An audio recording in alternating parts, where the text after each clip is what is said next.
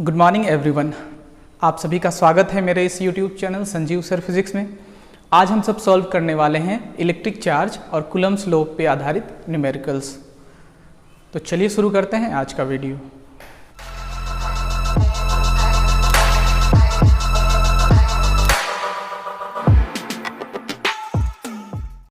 इस वीडियो में हम सब शुरू कर रहे हैं कूलम्ब्स लॉ और इलेक्ट्रिक चार्ज पर न्यूमेरिकल्स। पहले कुछ इजी न्यूमेरिकल्स सॉल्व किए जाएंगे, उसके बाद धीरे धीरे इसका लेवल अप किया जाएगा। सारे इंपॉर्टेंट न्यूमेरिकल्स को सॉल्व किया जाएगा, जो भी एनसीईआरटी से हो, चाहे वो कोई भी टेक्स्ट बुक से हो या फिर सीबीएसई, नीट, जी, इन सब में पूछे गए हो।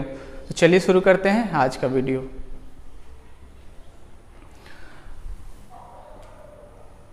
सबसे पहला क्वेश्चन है, define 1 coulomb of charge using Coulomb's law. Coulomb's law का यूज करके 1 कूलम्ब चार्ज को डिफाइन करना है।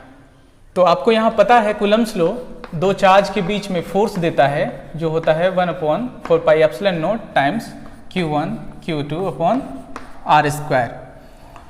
1/4πε0 का वैल्यू आपको पहले से पता है 9 × 10⁹ न्यूटन मीटर स्क्वायर पर कूलम्ब स्क्वायर।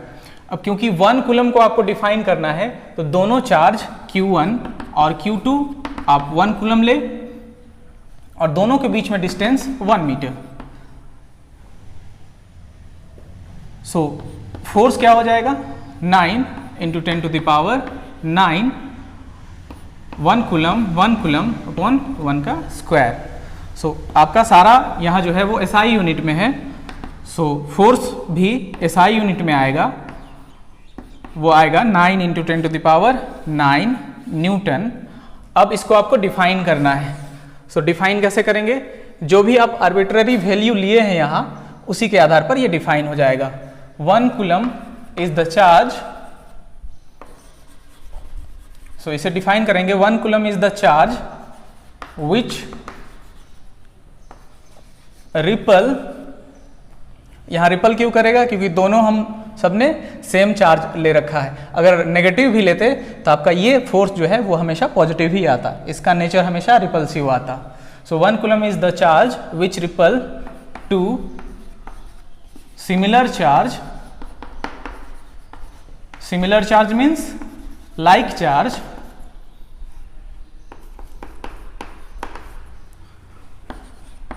कितने फोर्स से, with a force 9 × 10⁹ newton when separated, जब कितने पे सेपरेट किया गया हो, 1 मीटर अपार्ट। जब दोनों के बीच में डिस्टेंस 1 मीटर हो, दोनों के बीच में डिस्टेंस 1 मीटर हो, तब दोनों सेम चार्ज के बीच में रिपल्सन कितना होगा, 9 × 10⁹ न्यूटन का। सो ये हो गया डेफिनेशन 1 कूलम्ब चार्ज का यूजिंग कूलम्ब्स लॉ। आप यहां नेगेटिव वैल्यू भी ले सकते थे। क्वेश्चन नंबर 2 है, calculate minimum possible coulomb force between two charges separated by 1 metre. यहां कैलकुलेट करना है आपको मिनिमम पॉसिबल कूलम्ब फोर्स, जो दो चार्ज के बीच में जो 1 मीटर की डिस्टेंस पर मेंटेन हो। ये जो डिस्टेंस लेना है वो आपको 1 मीटर लेना है, और दोनों जो चार्ज है मान लीजिए Q1 Q2। तो मिनिमम फोर्स निकालने के लिए हम सबको पता है कि फोर्स जो है वो डायरेक्टली डिपेंड करता है Q1 Q2 को, मतलब चार्ज को भी मिनिमम रखना पड़ेगा। ठीक है। आर का वैल्यू यहाँ इसलिए यहाँ आप चेंज नहीं कर सकते क्योंकि आर का वैल्यू पहले से दिया हुआ है, तो दोनों को मिनिमम रखना पड़ेगा। तो मिनिमम वैल्यू चार्ज का कितना होता है, चार्ज ऑन एन इलेक्ट्रॉन, या ई का वैल्यू 1.6 इंटू 10⁻⁻19 कूलम। ठीक है। सो आपका कूलम फोर्स का एक्सप्रेशन जो हो जाएगा वो क्या हो जाएगा, यहाँ आपको दोनों में मैग्नीट्यूड लिया जा रहा है, ठीक है ना। यहाँ आपको नेचर नहीं पूछा गया है, इस क्वेश्चन में नेचर कहीं भी नहीं है। नेचर होता तो प्लस माइनस आप ले सकते थे। 1/4 pi epsilon naught Q1 Q2 by R square. अब इसका वैल्यू आपको पता है 9 इंटू 10⁻⁹ Q1 Q2, यानी Q1 के जगह में भी E और Q2 के जगह में भी E, so E square upon are square ये हो जाएगा। अब इसको क्या करना है, E का वैल्यू आपको पहले से पता है, E का वैल्यू कितना होता है 1.6 इंटू 10⁻⁻19 कूलम। सो 9 इंटू 10⁻⁹ इंटू E का वैल्यू कितना 1.6 इंटू 10⁻⁻19, इसका हो जाएगा स्क्वायर, और ये डिस्टेंस जो है वो 1 मीटर है। सो 9 इंटू 10⁻⁹ और 1.6 का स्क्वायर हो जाएगा 16 का होता है 256, तो ये हो जाएगा 2.56 और 10⁻19 मीन्स -38। 1 का तो स्क्वायर 1 ही हो जाएगा। अब जो भी मल्टीप्लाई करके आपको यहाँ जो आंसर आएगा वो आपका न्यूटन आपका मिनिमम पॉसिबल कूलम फोर्स होगा, जो दोनों 1 मीटर के डिस्टेंस पर मेंटेन हो।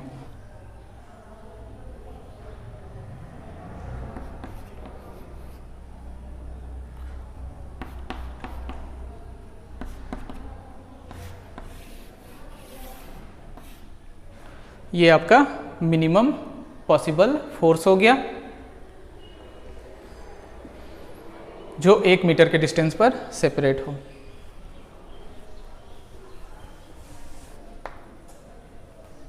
नेक्स्ट क्वेश्चन है, calculate charge on an electron.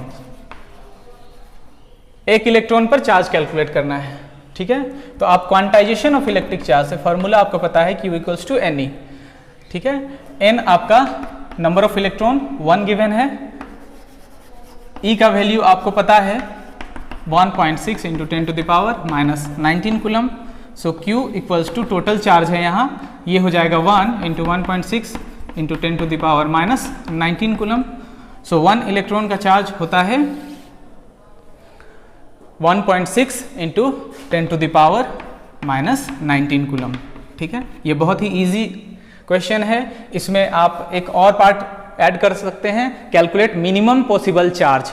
तो मिनिमम पॉसिबल चार्ज हम जब बोलेंगे तो Q इक्वल्स टू, इसका वैल्यू जो है वो तो फिक्स है, तो इसका वैल्यू मिनिमम हमको रखना है। तो मिनिमम कितना हो सकता है 1, ठीक है। इसलिए मिनिमम पॉसिबल चार्ज भी इसी को बोला जाता है, minimum possible charge on an electron, charge on an electron, ठीक है। यहाँ नंबर आपको पॉजिटिव में मैग्नीट्यूड निकला है ना। वैसे इलेक्ट्रॉन का कन्वेंशन से आप इसको नेगेटिव लेते हैं और प्रोटॉन को पॉजिटिव, तो यहाँ सिर्फ मैग्नीट्यूड दिया गया है, उसमें कंफ्यूज नहीं होना है, विच इज 1.6 इंटू 10⁻⁻19 कूलम। एक क्वेश्चन सीबीएसई में जो पूछता है, justify that 1 coulomb is the very large amount of charge, ठीक है ना। 1 कूलम चार्ज बहुत बड़ा होता है, उसको जस्टिफाई करना है। तो इसको जस्टिफाई करने का एक तरीका है कि आप नंबर ऑफ इलेक्ट्रॉन कैलकुलेट करें, है ना। आपको पता है 1 कूलम में 6.25 इंटू 10⁻18 इलेक्ट्रॉन होते हैं। हो, इसको आप क्वांटाइजेशन से भी सॉल्व कर सकते हैं, Q इक्वल्स टू NE, ठीक है। यहाँ चार्ज जो गिवन है वो 1 कूलम है, तो आप नंबर ऑफ इलेक्ट्रॉन निकालें Q upon E। 1 coulomb given है और E का वैल्यू 1.6 इंटू 10⁻⁻19 कूलम।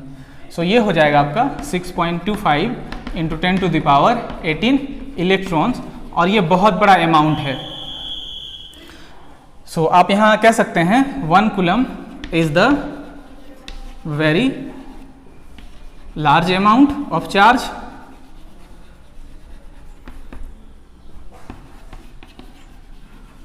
इसमें आप एक पार्ट और इस क्वेश्चन में ऐड कर सकते हैं। अगर आपको 1 माइक्रोकूलम चार्ज में कितना इलेक्ट्रॉन होगा वो कैलकुलेट करना होता, तो आप इस फॉर्मूले से n equals to Q by E, आपको 1 मिलीकूलम से 1 मिलीकूलम में कितना इलेक्ट्रॉन होगा वो कैलकुलेट करना होता। तो आप क्या करते हैं, n इक्वल्स टू 1 मिली का वैल्यू कितना 10 टू द पावर -3 कूलम, और ये 1.6 into 10 to the power -19 coulomb. ये जो भी आता है वो आपका आंसर होता है। 1 माइक्रोकूलम पर भी आप नंबर ऑफ इलेक्ट्रॉन कैलकुलेट कर सकते हैं। 1 into 10 to the power -6 coulomb upon 1.6 into 10 to the power -19 coulomb. 1 nano coulomb पर आप कैलकुलेट कर सकते हैं। n का वैल्यू क्या हो जाएगा, 1 into 10 to the power -9 coulomb upon 1.6 into 10 to the power -19 coulomb. जो भी आएगा वो आपका आंसर होगा। सो इस तरह से आप अगर इस तरह के क्वेश्चन हो तो आप उसे सॉल्व कर सकते हैं। इस पार्ट में जो बताया गया है वो जस्टिफाई किया गया है कि 1 कूलम जो है वो बहुत बड़ा अमाउंट है चार्ज का।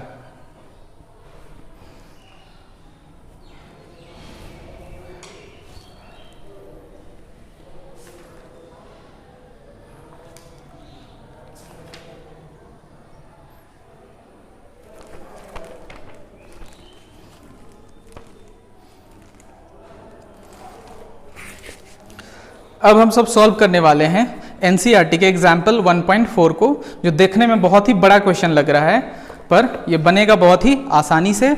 आप इसको थोड़ा सा ध्यान देंगे तो ये सॉल्व हो जाएगा। आपका क्वेश्चन है 1.4 जो है, Coulomb's law of for electrostatic force between 2 point charges and Newton's law for gravitational force between two stationary point masses both have inverse square dependence। दोनों जो है वो 1/r² पे डिपेंड करता है, मतलब फोर्स जो है इन्वर्स स्क्वायर का ऑबे करता है, ठीक है ना। Inverse square dependence on the distance between the charges and masses. So question यहां से शुरू होता है, compare the strength of these forces by determining the ratio of their magnitude। पहला क्वेश्चन है for n electron and proton and for 2 protons।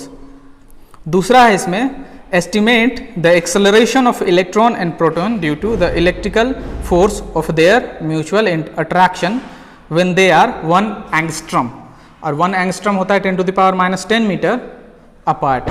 यहाँ mass of proton given है 1.67 into 10 to the power -27 kg, और mass of electron 9.11 into 10 to the power -31 kg।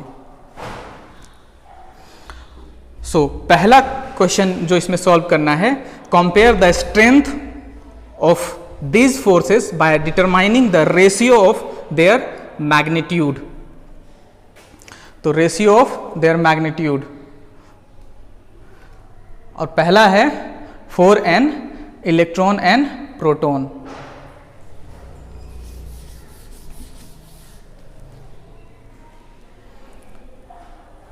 So पहला हम सब solve करते हैं, ratio of electric force which is coulomb force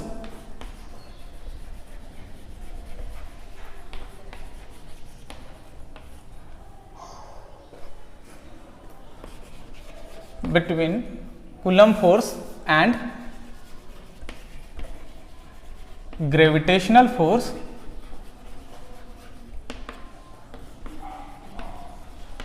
between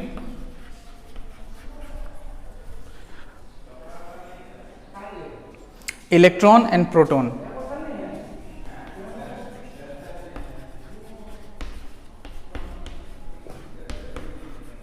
electron और proton के बीच में आपको इलेक्ट्रिक फोर्स और ग्रेविटेशनल फोर्स का रेशियो को कैलकुलेट करना है।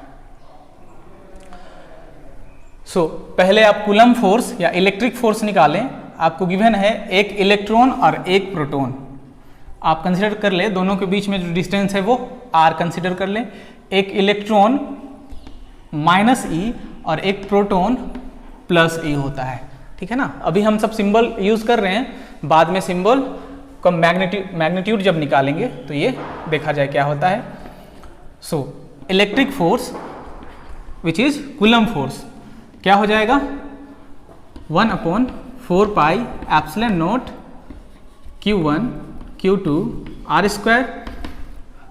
ये क्या हो जाएगा, 9 × 10⁻9 Q1 Q2, इसको आपको लेना है -e × +e/r²। कूलम फोर्स जो आया वो क्या आया, -9 × 10⁻9 e²/r²। यहाँ नेगेटिव साइन इंडिकेट करता है कि दोनों के बीच में जो फोर्स है वो अट्रैक्टिव फोर्स है। तो यहाँ आप लिखें negative sign indicates that coulomb force या electric force is attractive in nature, attractive है, ठीक है। अब इन्हीं दोनों के बीच में आपको ग्रेविटेशनल फोर्स कैलकुलेट करना है। तो ग्रेविटेशनल फोर्स जो होता है वो मास की वजह से होता है, इलेक्ट्रिक फोर्स और कूलम फोर्स चार्ज की वजह से होता है। तो यहाँ हम सब ने चार्ज को डिफाइन किया था। यहाँ इलेक्ट्रॉन का जो मास है वो मास ऑफ इलेक्ट्रॉन लेंगे और प्रोटॉन का जो मास है वो मास ऑफ प्रोटॉन लेंगे। mp is the mass of proton, me mass of electron. तो ग्रेविटेशनल फोर्स जब आप कैलकुलेट करेंगे, ग्रेविटेशनल फोर्स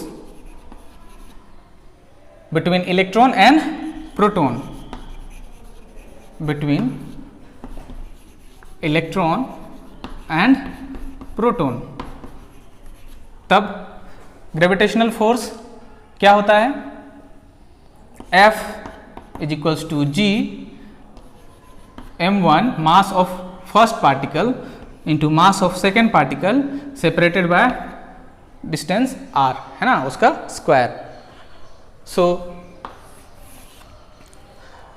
यहां आप क्या करेंगे,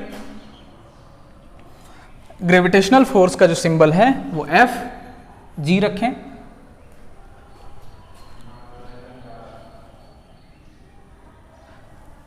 ग्रेविटेशनल फोर्स क्या हो जाएगा, आप इसको G ही रहने दें। आप यहाँ भी ये वैल्यू को रहने दे सकते थे, बाद में फिर कैलकुलेट होता है, यहाँ G रहने दें।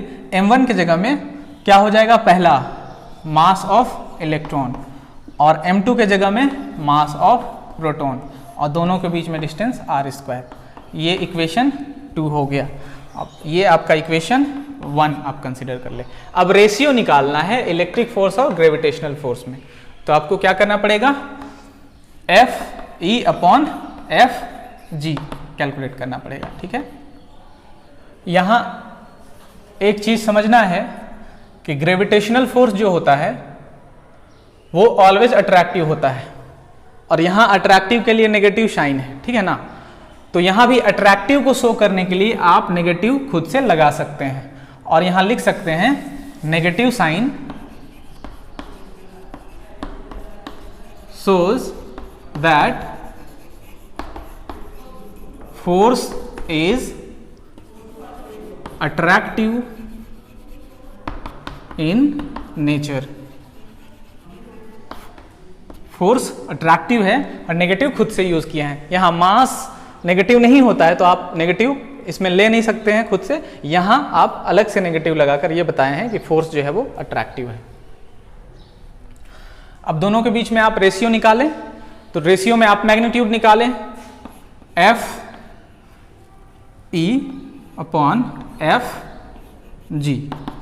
ठीक है। आप जब मैग्नीट्यूड निकालेंगे तो क्या होगा, केवल पॉजिटिव वैल्यू को आपको लेना है। ये है 9 × 10⁻9 e square upon are square, और ये हो जाएगा आपका G m e m P upon are square. ये भी आपका मैग्नीट्यूड आ जाएगा। और यहाँ 9 into 10 to the power 9 E square by बचेगा G mass of electron mass of proton. So इन सब का वैल्यू पुट करके आपका जो आंसर आएगा वो आएगा आपका ऑर्डर में 10 टू द पावर 39, ठीक है, 10 टू द पावर 39 के ऑर्डर में आएगा। यहाँ कुछ वैल्यू भी आ सकता है लगभग जैसे एनसीईआरटी के according 2.4 into 10 to the power 39। जब ऑर्डर लिखेंगे तो ऑर्डर आप सिर्फ 10 टू द पावर 39 लिखेंगे। Force between electron and proton और ग्रेविटेशनल फोर्स का मैग्नीट्यूड। सो इससे क्या पता चलता है?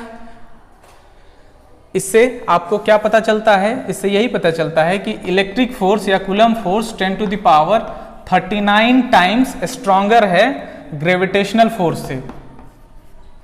यहां आपको यही पता चलता है कि इलेक्ट्रिक फोर्स या coulomb force 10 to the power 39 times stronger है ग्रेविटेशनल फोर्स से। और इससे एक बात और भी पता चलता है कि gravitational force 10 to the power 39 times smaller है इलेक्ट्रिक फोर्स या कूलम फोर्स से। सो पहला हम सब ने सॉल्व कर लिया है। दूसरा क्वेश्चन था बिटवीन टू प्रोटॉन्स, है ना, उस रेशियो में कैलकुलेट करना है बिटवीन टू प्रोटॉन्स, दो प्रोटॉन्स के बीच में। तब यहां आपको कोई चेंजेस नहीं होगा ज़्यादा। यहाँ प्लस ई, दूसरे में भी प्लस ई मतलब प्रोटॉन, ठीक है, यहाँ भी मास ऑफ प्रोटॉन, यहाँ भी मास of proton. So coulomb force या इलेक्ट्रिक फोर्स आपका आप वही लिखेंगे 1/4 पाई एप्सिलॉन नॉट या 9 into 10 to the power 9 into E square upon are square. और ग्रेविटेशनल फोर्स आप क्या लिखेंगे? जी m1 m2 आप लिखते, ठीक है, तो m1 m2 की जगह में क्या, mass of proton mass of proton, ठीक है, अपॉन आर स्क्वायर। सो ये g mass of proton whole square R square F G gravitational force. और दोनों में आपको रेशियो कैलकुलेट करना था। तो F E upon F G magnitude आप क्या लेंगे? यहाँ भी आप नेगेटिव साइन आप अलग से इसको लगाते, ठीक है, ये बताने के लिए कि ग्रेविटेशनल फोर्स जो है वो अट्रैक्टिव है, ठीक है, क्योंकि मास की वजह से फोर्स हो रहा है, यहाँ चार्ज की वजह से नहीं। यहाँ प्रोटॉन में तो यहाँ ऑलरेडी आपका प्लस है तो रिपल्सिव होगा और वो शो कर रहा है। लेकिन ग्रेविटेशनल फोर्स में यहाँ क्या है, क्योंकि यहाँ आप मास नेगेटिव नहीं शो कर सकते तो खुद से नेगेटिव आप लगाते हैं और ये बताते हैं कि negative sign shows that force is attractive. तो यहाँ आप मैग्नीट्यूड निकालेंगे तो LHS में मैग्नीट्यूड लेंगे तो RHS में भी मैग्नीट्यूड हो जाएगा। सो आप यहाँ लिखते हैं 9 into 10 to the power 9 E square by R square, फिर से यही हो जाता G M P upon are square. और ये आपका हो जाता 9 into 10 to the power 9 E square upon G M P मतलब मास ऑफ प्रोटॉन का होल स्क्वायर। और इसको आप जब कैलकुलेट करते 1.3 इंटू 10 टू द पावर 36 के ऑर्डर में, है ना। और जब आप ऑर्डर लिखेंगे तो सिर्फ 10 to the power 36। So electric force is 10 to the power 36 times greater than gravitational force. कब? In case of two proton, जब दो प्रोटॉन एक दूसरे से r डिस्टेंस से सेपरेट हो तब उनके इलेक्ट्रिक फोर्स और ग्रेविटेशनल फोर्स का जो रेशियो आएगा 10 टू द पावर 36 आएगा। और electric force 10 to the power 36 times stronger होगा। बी में कैलकुलेट करना है estimate the acceleration of electron and proton due to the electrical force of their mutual attraction when they are 1 angstrom apart। तो सबसे पहले इसमें आपको एक्सेलरेशन आपको कैलकुलेट करना है। सो एक्सेलरेशन के लिए आपको क्या पता होना चाहिए, फोर्स और मास, क्योंकि आपको पता है force equals to mass times acceleration. तो एक्सेलरेशन आपको कैलकुलेट करना है।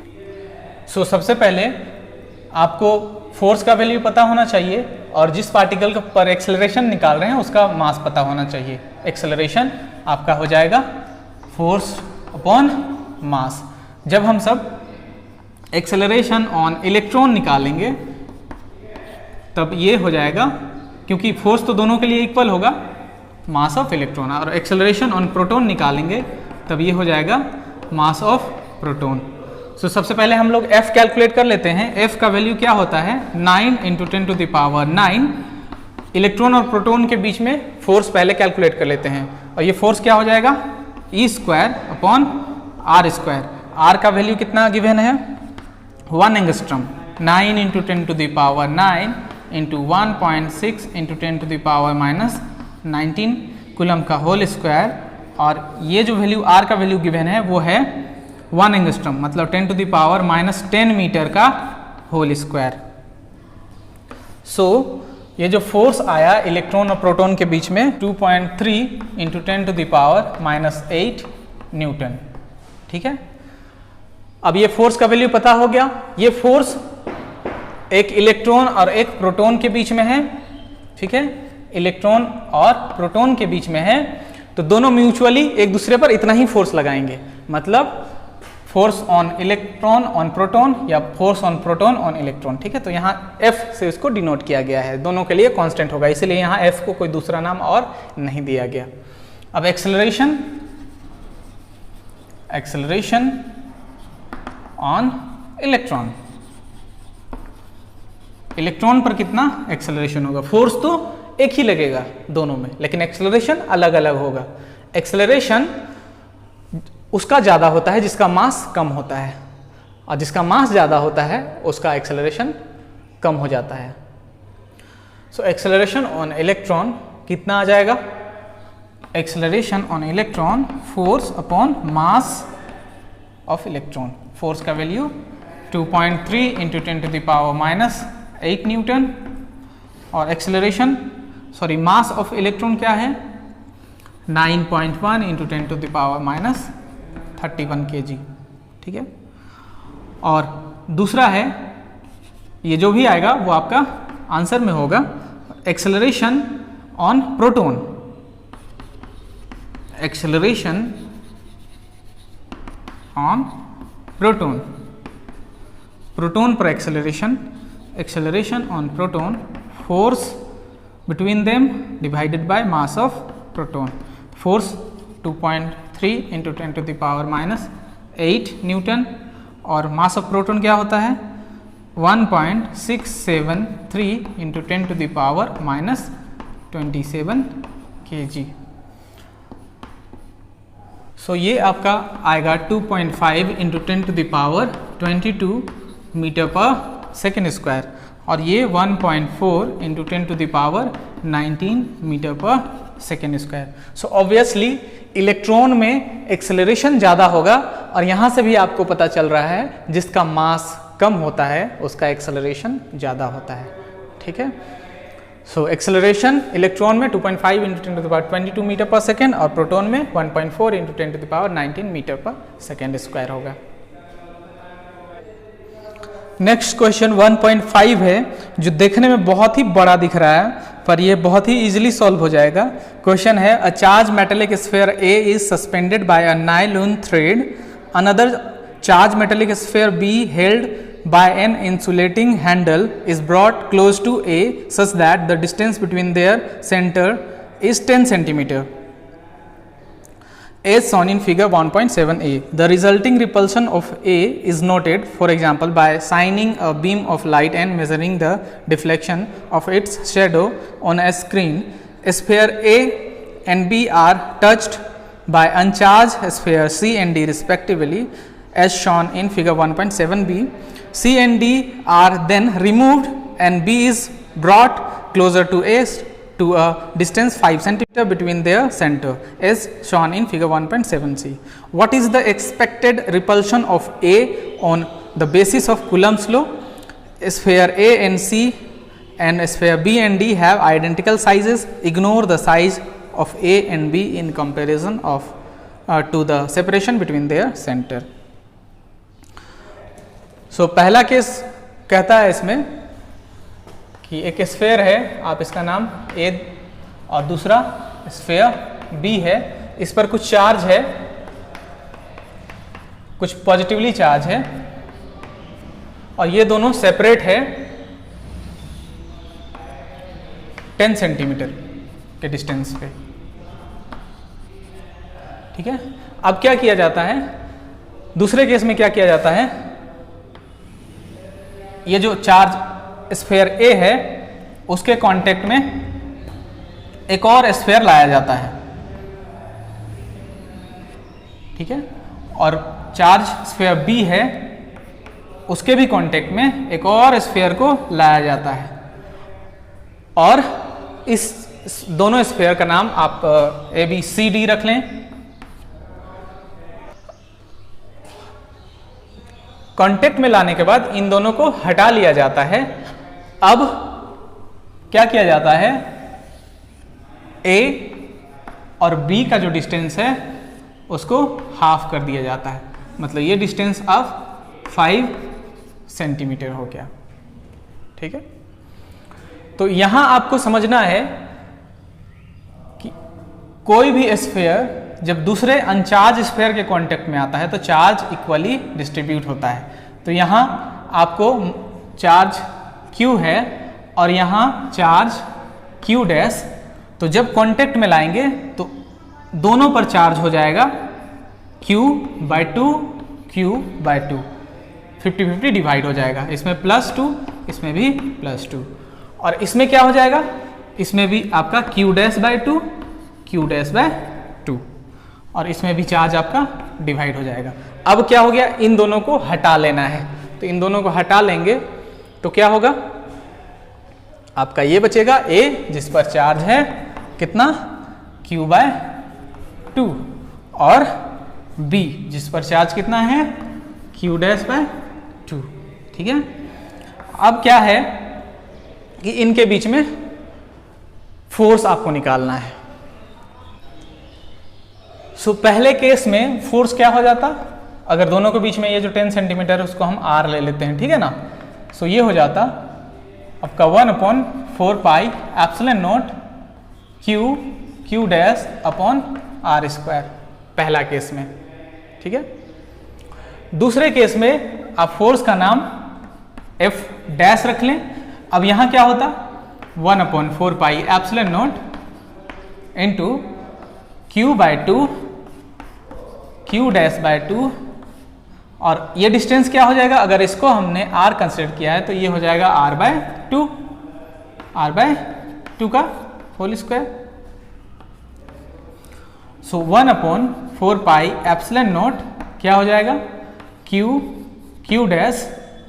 अपॉन ये हो जाता 4 और ये R²/4, सो 4 आपका हो जाता कैंसल, F डैश आता 1/4 पाई एप्सिलॉन नॉट Q'/R², और इतना आपका पहले भी है। सो ये आपका इक्वल हो जाता किसके, F के, मतलब दोनों फोर्स में कोई चेंजेस नहीं होगा।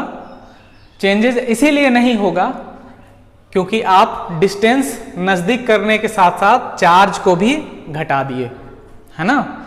अगर सिर्फ यहाँ इस स्फेयर को कांटेक्ट में लाया जाता और डिस्टेंस कम नहीं किया जाता, 10 से 5 नहीं किया जाता, R से R/2 नहीं किया जाता, तो आपका फोर्स नहीं घटता। ठीक है, आपका फोर्स वही नहीं रहता, आपका जो फोर्स है वो बदल जाता। तो इस केस में कोई चेंज नहीं है। आपको कॉन्सेप्ट याद रखना है, किसी भी स्फेयर में जब चार्ज है और उसको किसी अनचार्ज स्फेयर से कांटेक्ट में लाएंगे तो दोनों में चार्ज का डिस्ट्रीब्यूशन इक्वली होगा।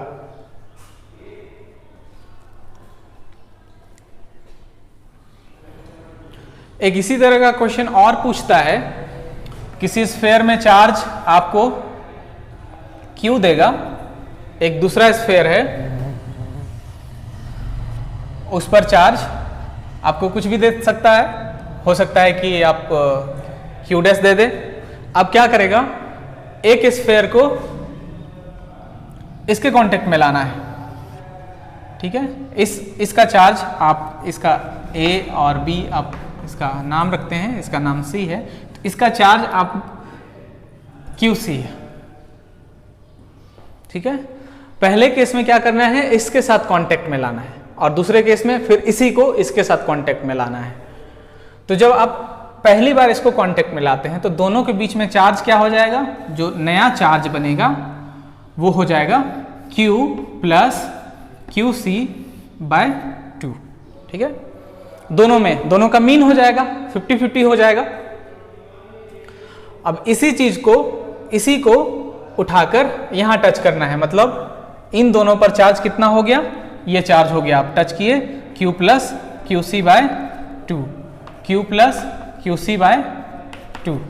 अब C को क्या करना है, अब C को करना है यहां से उठाकर इसके कांटेक्ट में लाना है, तब आपका उस पर चार्ज कितना होगा। तो इसके कांटेक्ट में जब आप इसको लाते C को, तो इस पर चार्ज उस समय होता, क्योंकि आप पहले इसको इसके कांटेक्ट में ले आए हैं, ठीक है ना, इस पर चार्ज होता Q प्लस QC/2, ठीक है ना। अब कांटेक्ट में लाएंगे तो इच दोनों में जो चार्ज होगा वो क्या होता, Q dash plus Q plus QC/2, इन दोनों का मीन, ठीक है। दोनों में चार्ज डिस्ट्रीब्यूट हो जाएगा 50-50, Q dash plus Q plus QC/2 का मीन। तो इस तरह से आप इसको सॉल्व कर सकते हैं।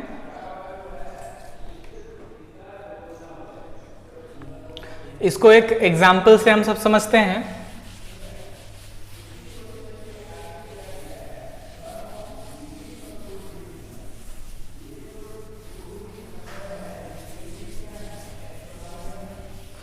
आपको इस तरह का क्वेश्चन देगा इसमें कि दो स्फीयर है, इस पर चार्ज 4 माइक्रोकूलम है, और दूसरा स्फीयर है उस पर चार्ज 2 माइक्रोकूलम है, और दोनों के बीच में कुछ डिस्टेंस आपको दे देगा, ठीक है। डिस्टेंस हो सकता है 1 मीटर, कुछ भी दे दे, वो न्यूमेरिकल के आधार पर डिपेंड करता है। अब इसमें क्या करना है, A B इसका मान लीजिए, इसका नाम AB है, एक तीसरा अनचार्ज स्फीयर को इसके कांटेक्ट में लाना है फर्स्ट टाइम, और इसी चार्ज को उसके बाद क्या करना है, उसके कांटेक्ट में लाना है, ठीक है। तब का फोर्स क्या होगा, जैसे अभी का फोर्स क्या है, अभी दोनों के बीच में फोर्स क्या है, 9 × 10⁹, और ये हो गया 4 माइक्रोकूलम। 4 माइक्रोकूलम मतलब 4 × 10⁻⁻6 कूलम, और 2 माइक्रोकूलम मतलब 2 × 10⁻⁻6 कूलम, ठीक है। 4 × 10⁻⁻6 coulomb into 2 × 10⁻⁻6 coulomb divide by 1 का स्क्वायर, ठीक है। सो फोर्स आपका हो जाएगा दोनों के बीच में 9 × 4 × 2 × 10⁻, ये हो जाएगा -3 न्यूटन, ठीक है। ये 72 × 10⁻³ न्यूटन होगा फोर्स। और अब क्या है, कंपेयर करने के लिए बोलता है, तो ये पहला केस में आप फोर्स निकालेंगे। दूसरा केस में आपको क्या बोला गया था कि एक स्फीयर को इसके कांटेक्ट में लाना है जो अनचार्ज है, मान लीजिए इसका नाम C है, फिर इसी स्फीयर को दूसरी बार इसके कांटेक्ट में लाना है, ठीक है। तो पहली बार जब आप इस दोनों को कांटेक्ट में लाएंगे तो चार्ज इक्वली डिवाइड होगा, मतलब 4 माइक्रोकूलम है, तो अब दोनों में क्या हो जाएगा, अब दोनों में हो जाएगा 2 माइक्रोकूलम 2 माइक्रोकूलम, ठीक है, इसका नाम C है। अब इस पर जो चार्ज रहा A पर, अब हो गया 2 माइक्रोकूलम, ठीक है। अब इसको फिर से कांटेक्ट में लाना है इसके, तो इस पर जो चार्ज होगा आपका, जो B है, ये तो आपका A था, इसी को उठाकर इसके कांटेक्ट में लाएंगे तो अब क्या हो जाएगा, दोनों का चार्ज अब क्या हो जाता, इसमें था 2 माइक्रोकूलम और इसमें पहले से 2 माइक्रोकूलम, तो 2 + 2 डिवाइड बाय 2, दोनों में आधा आधा हो जाएगा, दोनों का टोटल का आधा होगा, ठीक है। सो ये हो जाएगा आपका 4/2 मतलब 2 माइक्रोकूलम, ठीक है। सो ये हो जाएगा 2 माइक्रोकूलम। अब देखिए आपका फोर्स बदल जाएगा, डिस्टेंस आपका नहीं बदला है। फोर्स क्या हो जाएगा, 9 × 10⁻9 इंटू ये क्या हो जाएगा 2 × 10⁻6 इंटू 2 × 10⁻6 और डिस्टेंस अपॉन r 1 का स्क्वायर, ठीक है। सो ये हो जाएगा 36 × 10⁻³ न्यूटन फोर्स। सो ये है कॉन्सेप्ट इस तरह के क्वेश्चन का। तो इन सब क्वेश्चन को आपको देखना होगा, समझना होगा, तब जाकर ये आपके सॉल्व होंगे।